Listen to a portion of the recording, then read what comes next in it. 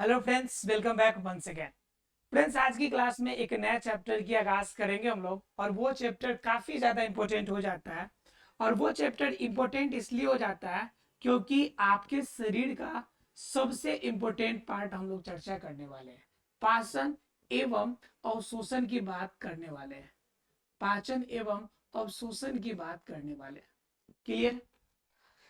दरअसल बात किया जाए कि यह पाचन और अवशोषण की क्रिया होती क्यों है और इसकी आवश्यकता हर जीवों की होती क्यों है, पाचन और अवशोषण जरूरी क्यों है, बात यहां पे आती है। तो पाचन और अवशोषण की अगर बात कीजिएगा तो इनकी जरूरी, अगर पाचन शब्दों की अगर की जाए तो पाचन का अर्थ होता है पचाना। पचाना का मतलब होता है कि जो बड़े चीजें होती है उन चीजों को विघटित करना। क्या करना? विघटन करना।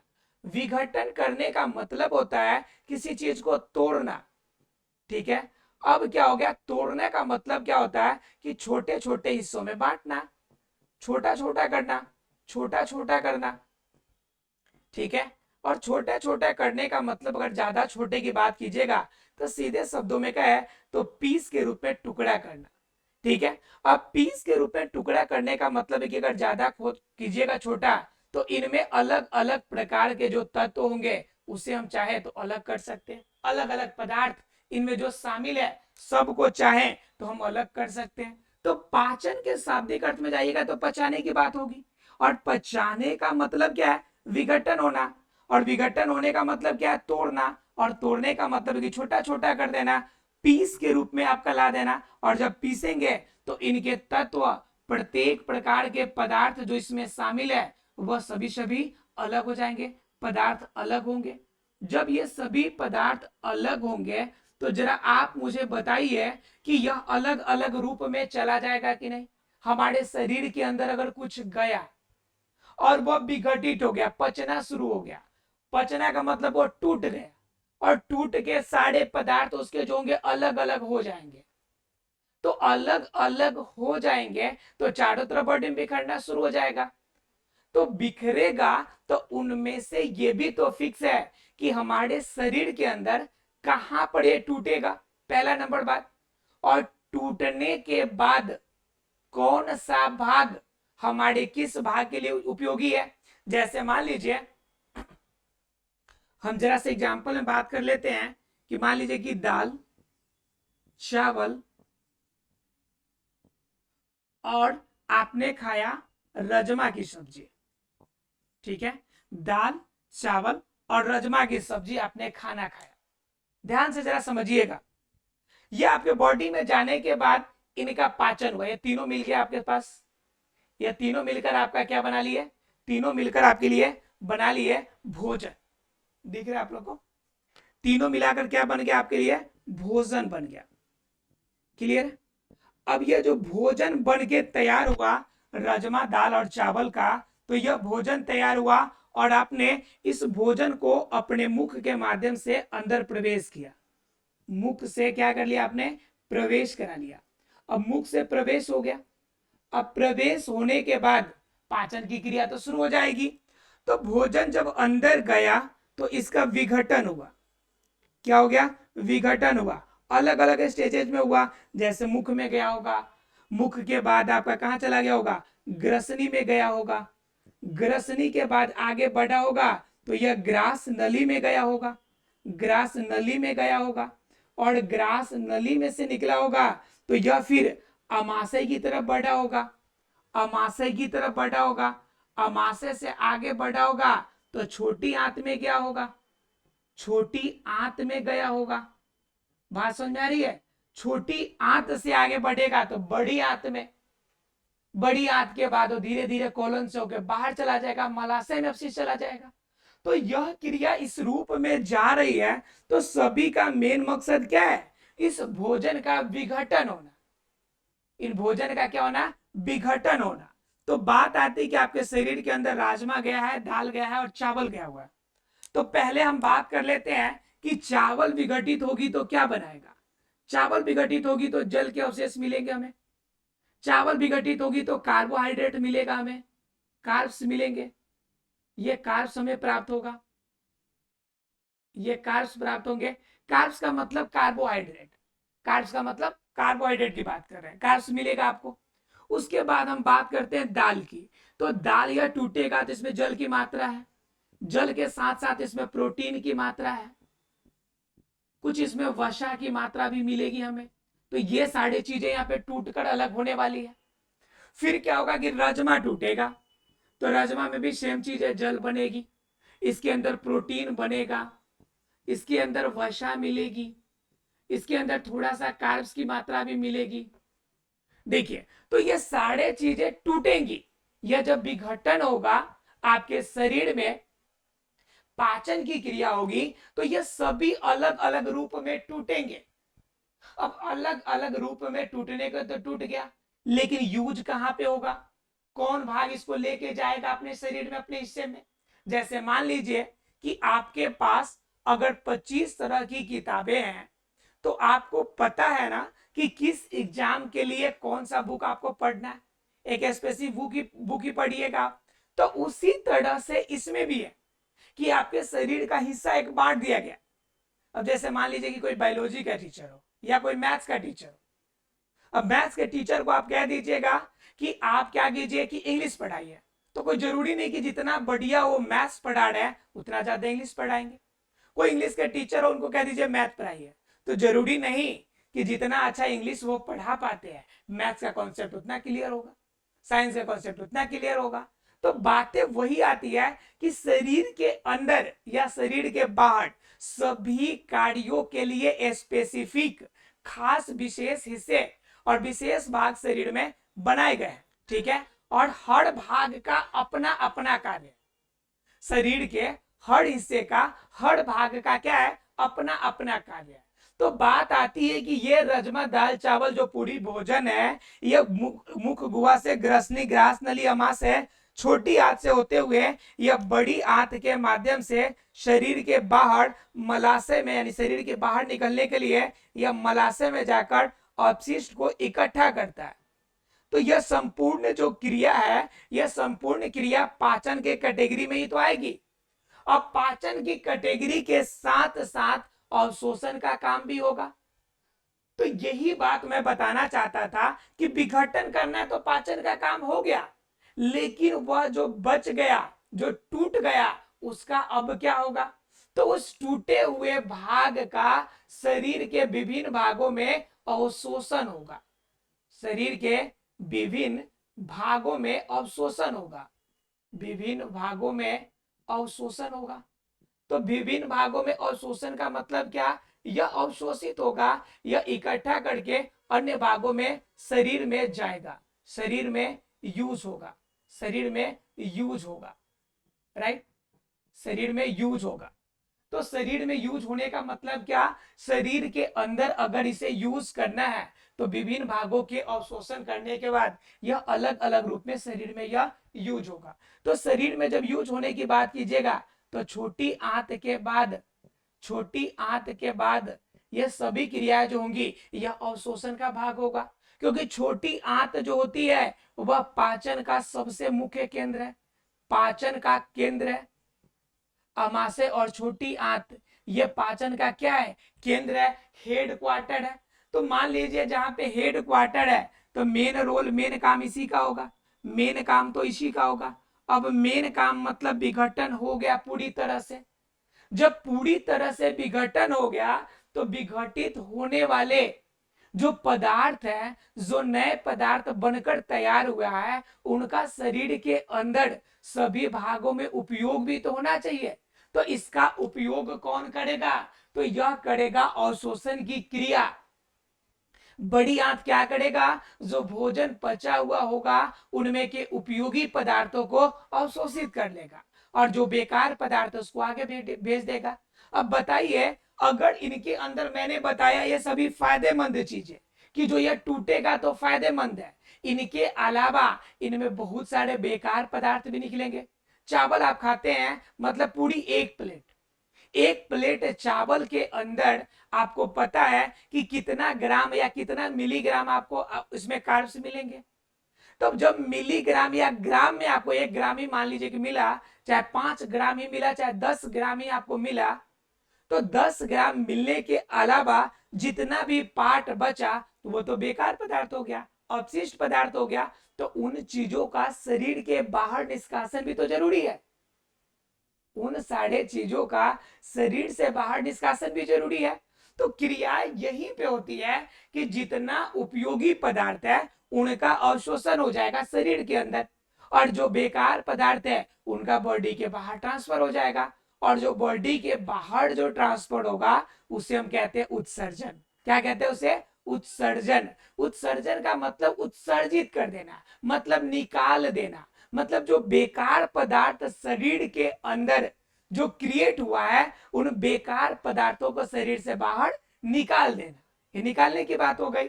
तो बात इनके अंदर क्या होगा कि अवशोषण क्रिया में उपयोगी पदार्थ का अवशोषण हो जाएगा। चलिए जरा सा जान लेते हैं कि हमारे बॉडी के अंदर जो अवशोषित होने वाले पदार्थ है वह कौन कौन से पदार्थ है जो आपके बॉडी के लिए उपयोगी है, जिनका अवशोषण हमारे शरीर के अंदर होता है। पाचन क्रिया तो समझ में आ गई। पाचन का मतलब सीधे शब्दों में कहे तो विघटन करना, तोड़ना, छोटे छोटे अंशों में अलग अलग पदार्थों के रूप में, अलग अलग हिस्सों के रूप में उसे तोड़कर अलग करना। क्लियर है आप लोग को? जब क्लियर हो गया तो जरा सा हम बात कर लेते हैं किसकी, तो हम बात करेंगे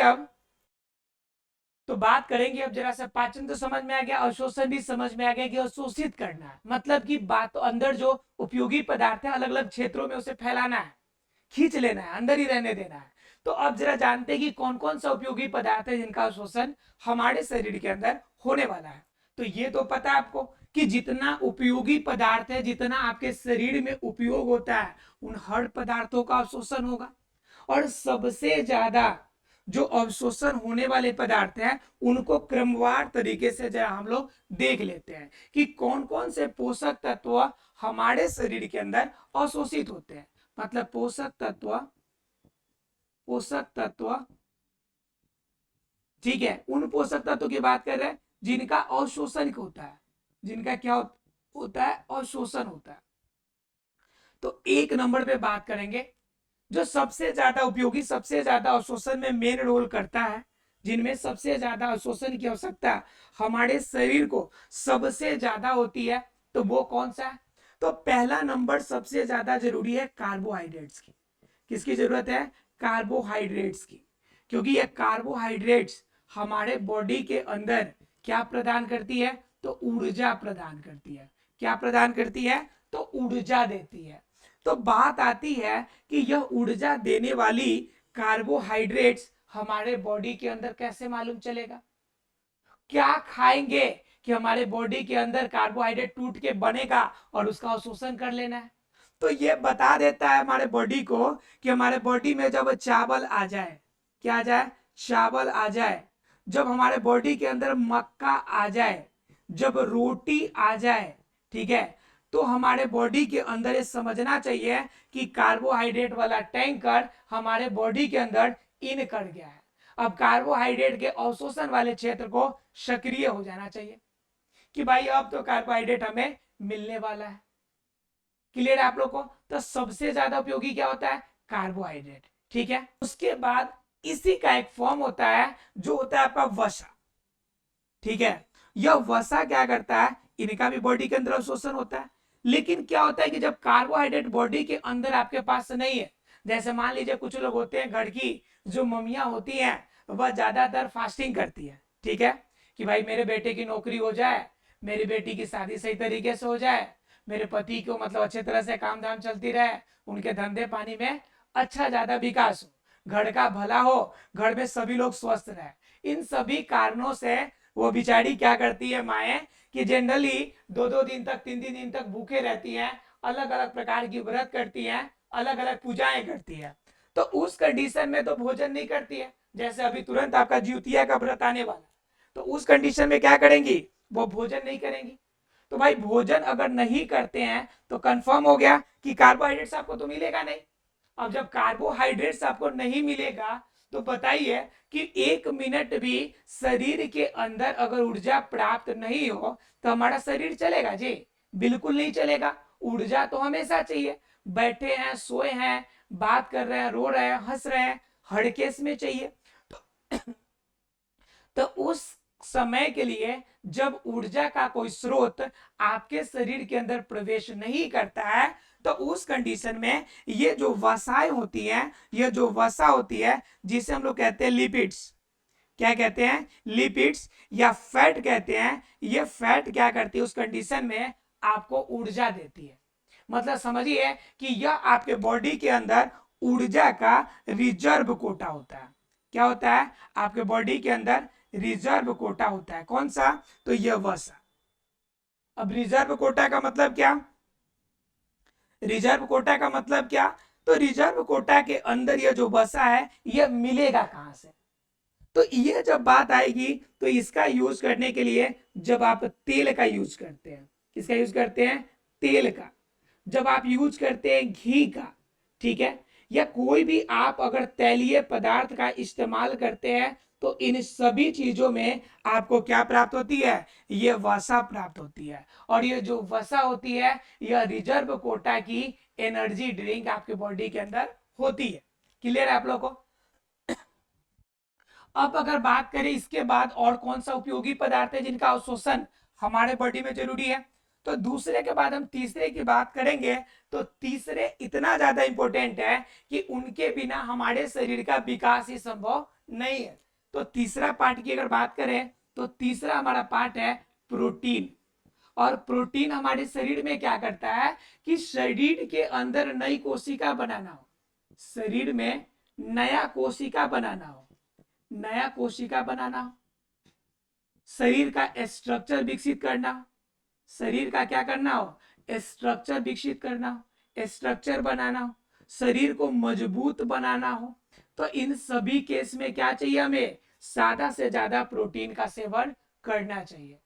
प्रोटीन जितना ज्यादा हम लेंगे उतना ज्यादा बॉडी स्ट्रांग होगा हमारा, ठीक है। और रोज के दिनों में जितना ज्यादा आपका वेट है उतने मिलीग्राम आपको प्रोटीन प्रतिदिन सेवन जरूर करना चाहिए, ठीक है। तो प्रोटीन इतना ज्यादा अगर उपयोगी है तो समझिए कि बात यह आती है कि प्रोटीन अवशोषण कब करेंगे, तो बात आती है कि प्रोटीन बॉडी के अंदर जाएगा तब ना अवशोषण जी। तो प्रोटीन जो हमें प्राप्त होगी वह कहां से प्राप्त होगी, दाल से प्राप्त होगी, मछली खाते तो वहां से प्राप्त हो जाएगी, अगर अंडा खाते तो अंडा का जो उजला वाला पार्ट रहेगा उस अंडे से प्राप्त हो जाएगा, अगर आप क्या खाते हैं, दाल हो गया, मछली हो गया, अंडा हो गया, या फिर आप प्रोटीन का सेवन अगर करना चाहते हैं तो आप और कहां से कर सकते हैं, और आपके जो हरे साग सब्जी होते हैं उनके अंदर से भी प्राप्त हो जाएगा, हरे साग के अंदर भी प्राप्त होगा, शाक के अंदर, ठीक है। तो अलग अलग स्रोत में आपको, अगर मीट अगर खाते हैं, पनीर खाते हैं तो उसमें मिल जाएगा, आपको पनीर में भी मिलेगा, पनीर जो आप लोग यूज करते हैं पनीर में भी प्राप्त हो जाएगा। तो इस तरह से देखा जाए तो अलग अलग स्रोत में आपको प्राप्त होंगे, मतलब अलग अलग स्रोत खाइएगा तो ये टूटेगा और टूटने के बाद ये यूज हो जाएगा, ये अवशोषण की क्रिया शुरू हो जाएगी। तो बात आ गई कि प्रोटीन भी हो गया। अब प्रोटीन से सिर्फ काम थोड़े ना चलेगा, इसके अलावा बॉडी को विटामिन भी चाहिए, बॉडी को क्या चाहिए, विटामिन भी चाहिए। तो बॉडी के अंदर विटामिन क्या करेगा, यह काफी थोड़ी मात्रा में चाहिए, लेकिन चाहिए हर जीव को, क्योंकि क्या होता है कि यह हमारे बॉडी के अंदर बनता ही नहीं है, हमें किसी न किसी रूप में बाहरी स्रोत से ही इसे प्राप्त करना पड़ता है, और बाहर से शरीर के अंदर जाएगा तो ही इसका यूज होगा। तो सीधे शब्दों में कहें कि विटामिन मतलब बाहर से लेने वाला स्रोत। तो विटामिन कब लेना है भाई, विटामिन कब अवशोषण होगा, तो बात ये आती है कि हमारे बॉडी को विटामिन कौन सा चाहिए, तो जैसा विटामिन चाहिए वैसा आइटम आएगा तो अवशोषण कर लीजिएगा। जैसे बात करते हैं हम लोग, अगर हमें विटामिन सी की आवश्यकता है, विटामिन सी की आवश्यकता है, तो बताइए विटामिन सी की आवश्यकता है तो हम क्या खाएंगे, तो विटामिन सी का मतलब खट्टे फल खाएंगे। तो खट्टे में क्या मिल जाएगा, आप नींबू खाइए, नींबू खाइए मिलेगा, संतरा खाइए मिलेगा, है ना जी, ये फ्रूट्स खाएंगे खट्टे वाले फल तो विटामिन सी मिल जाएगा, ठीक है। कोई बात कहता है कि बताइए हमें चाहिए विटामिन के, विटामिन हमें क्या चाहिए, विटामिन के की आवश्यकता है, अर्थात कि विटामिन के का अवशोषण हमारे बॉडी के अंदर चाहिए, जिससे रक्त का थक्का कम बन रहा है थोड़ा ज्यादा बने और जल्दी बन जाए, यानी ब्लड ज्यादा ब्लीडिंग हो रहा है तुरंत ब्लीडिंग रुक जाए।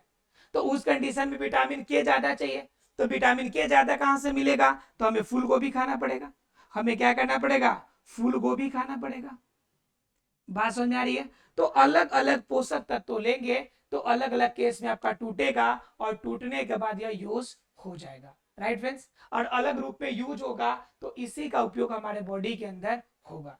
तो ऐसा फ्रेंड्स आपको क्लियर हो गया होगा कि पाचन क्या है और शोषण में कौन कौन सी चीजें अवशोषित होनी है। कल से हम लोग पार्ट स्टार्ट करेंगे पाचन, और पाचन में सभी भागों के बारे में एक एक करके उनकी जानकारी प्राप्त करेंगे। मिलते हैं अगले क्लास में, तब तक के लिए thank you very much friends.